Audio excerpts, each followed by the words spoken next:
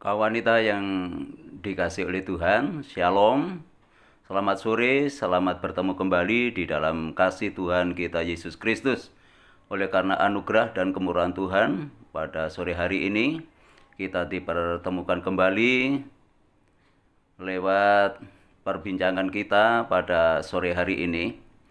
Dan dalam kesempatan ini saya akan menyampaikan masalah pernikahan. Mengingat banyak pernikahan yang kandas di tengah jalan, banyak pernikahan yang hancur, dan rupanya hal ini menjadi incaran dari kuasa kegelapan untuk memporandakan kehidupan nikah anak-anak Tuhan. Nah, untuk itu bagi kehidupan kita, sebagai orang yang percaya kepada Tuhan, kita harus memperhatikan kehidupan nikah kita, supaya lewat pernikahan kehidupan kita ini, kita menjadi teladan bagi generasi kita yang akan datang, dan kita juga menjadi berkat di mana Tuhan tempatkan kehidupan kita. Di tengah-tengah dunia yang semakin rusak saat ini, biarlah kita menjadi anak-anak Tuhan yang tampil beda dengan yang lain, dan justru itulah yang Tuhan mau di dalam kehidupan kita, memiliki konsep hidup yang berbeda dengan cara hidup dunia ini. Mari kita baca di dalam Pengkhotbah pasal 9 ayat yang ke-9. Nikmatilah hidup dengan istri yang kau kasihi seumur hidupmu, yang sia-sia, yang dikaruniakan Tuhan kepadamu di bawah matahari. Karena itulah bagianmu dalam hidup dan dalam usaha yang engkau lakukan dengan jerih payah di bawah matahari. Walaupun kita diperhadapkan dengan kesia-siaan hidup, namun ada kebahagiaan yang boleh kita nikmati, yaitu lewat pernikahan. Di dalam Pengkhotbah pasal 9 ayat 9, sana dikatakan, nikmatilah hidup bersama istri yang engkau kasihi sepanjang hari hidup kefanaanmu yang telah Dia berikan kepadamu di bawah matahari, sepanjang hari-hari kefanaanmu, karena itu adalah bagianmu dalam kehidupan dan dalam jerih lelahmu yang kamu berjerih lelah di bawah matahari. Sebuah kenyataan terungkap bahwa di balik kesimpulan hidup yang sia-sia dan bahwa nasib semua orang adalah sama, ternyata pengkhotbah masih mengingatkan tentang hal yang berharga dalam hidup manusia, yaitu pernikahan.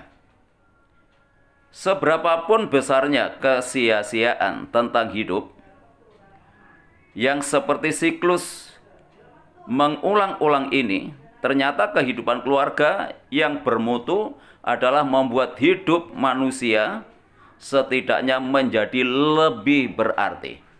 Nah, itu sebabnya kita memperhatikan akan hal ini. Kita perhatikan, kita pedulikan masalah pernikahan ini yang seringkali diabaikan oleh banyak orang. Mengingat mungkin mereka sudah sekian tahun masuk di dalam pernikahan. Kalau kita melihat banyak pernikahan-pernikahan yang kandas di tengah jalan, walaupun sudah berusia sekian tahun dalam pernikahannya. Mengingat hal itu, maka kita perlu saat ini untuk kembali memperhatikan kehidupan pernikahan kita, karena itulah kebahagiaan yang Tuhan anugerahkan di dalam kehidupan kita di tengah-tengah dunia yang penuh dengan kefanaan ini. Karena pernikahan adalah karunia indah dari Tuhan yang harus dinikmati sebagai kebahagiaan untuk manusia yang hidup sia-sia di bawah matahari ini. Tetapi tidak boleh menutup mata bahwa ada orang-orang yang membuat pernikahan dan pasangannya hidup dalam neraka. Walaupun belum masuk neraka, tetapi suasana rumah tangga, suasana keluarga bagaikan di neraka. Dan karena adanya fakta pernikahan yang seperti neraka inilah, maka orang beriman harus berpegang teguh kepada ajaran firman, yaitu bahwa kebahagiaan dalam hidup pernikahan bukan hal yang mustahil, tetapi hal yang mungkin terjadi. Ya, karena kita harus belajar puas dengan pasangan hidup masing-masing. Manusia itu memang diwarnai dengan keinginan. Kalau berbicara masalah keinginan itu tidak ada batasnya. Dan saya mengingatkan bahwa tidak ada manusia yang sempurna di dalam dunia ini. Kita akan kembali kepada kebenaran yang Tuhan nyatakan kepada kita. Dari ujung ke ujung sekalipun, kita tidak akan mendapatkan orang yang sempurna menurut pandangan kita. Nah, untuk itu, marilah kita merasa puas dengan pasangan kita sendiri yang Tuhan anugerahkan di dalam kehidupan kita. Tentunya kita percaya ketika Tuhan mempertemukan kita dengan pasangan kita, maka kita yakini bahwa itu semua datangnya dari Tuhan. Kalau itu semua datangnya dari Tuhan, itu adalah yang terbaik untuk kehidupan kita, yang perlu kita pelihara hubungan ini. Nah, untuk itu, merasalah puas dengan pasangan kita yang Tuhan anugerahkan di dalam kehidupan kita, karena itulah yang terbaik dalam hidup kita. Jangan melihat kekurangannya, tetapi lihatlah kelebihannya. Setiap pasangan pasti ada kekurangan di dalam hidupnya. Tetapi kita tidak boleh menjadi orang yang hanya memperhatikan kekurangannya, namun kita juga harus memperhatikan kelebihan pasangan kita, supaya kita bisa bertahan di dalam menjalin hubungan pernikahan yang sudah Tuhan bentuk di dalam kehidupan kita. Selanjutnya, kita harus aktif mengobarkan kasih sayang dari waktu ke waktu. Tidak hanya ketika kita bertemu, tidak hanya ketika kita baru masuk dalam pernikahan, kasih kita berkobar-kobar. Tetapi dalam perjalanan kehidupan nikah kita, kasih pun harus diaktifkan kembali dalam menjalani kehidupan dalam kebersamaan dari hari ke hari, dari waktu ke waktu. Supaya kasih itu akan terus bertumbuh, kasih itu akan terus subur di dalam kehidupan kita, karena kasih itulah yang bisa menyatukan kehidupan kita. Itu bagian yang kedua, kita harus mengobarkan kasih sayang kepada pasangan kita. Yang ketiga, memelihara pernikahan sebagai harta karun mulia pemberian Tuhan. Nah, pernikahan itu harus kita anggap bahwa itu adalah sebuah harta karun yang tersimpan, yang datangnya daripada Tuhan. Nah, untuk itu, kalau orang itu menempatkan bahwa pernikahan itu sebagai harta, banyak orang yang tertarik kalau berbicara masalah harta.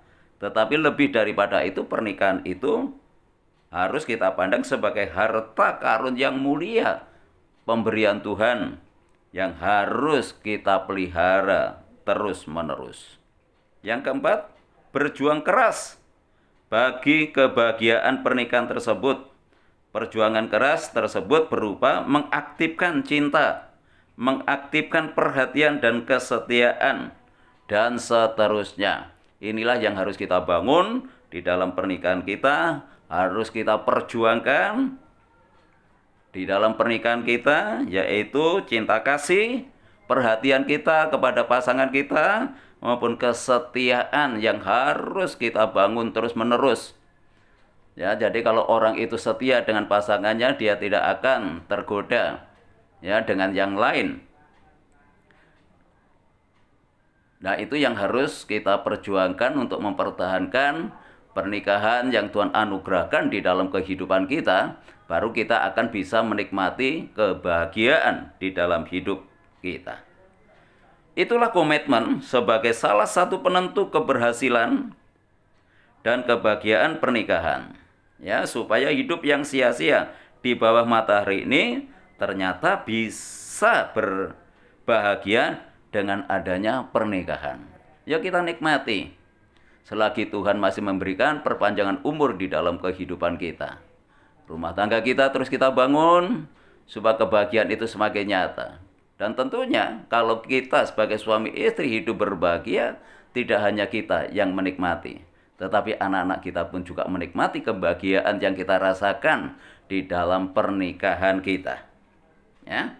Dan pernikahan Kristen bukan hanya masalah cinta, tetapi juga komitmen untuk membuat indah pernikahan itu. Yuk kita bangun komitmen kita. Ketika kita sudah dipersatukan oleh Allah, kita harus punya komitmen di dalam kehidupan kita. Kita tidak akan beralih kepada yang lain, kecuali dengan pasangan kita yang sudah Tuhan berikan di dalam kehidupan kita. Mari kita bangun terus pernikahan kita, supaya boleh menjadi berkat, baik di tengah-tengah lingkungan masyarakat, bahkan dimanapun kita berada. Supaya lewat kehidupan pernikahan kita, nama Tuhan dipermuliakan. Inilah kebenaran firman Tuhan yang kita terima pada sore hari ini. Biarlah kebenaran itu tidak sebatas kita ketahui, tidak sebatas kita mengerti, lebih daripada itu kita aplikasikan di dalam kehidupan kita, supaya lewat hidup kita nama Tuhan dipermuliakan. Mari kita satukan hati kita untuk berdoa. Tuhan Yesus memberkati.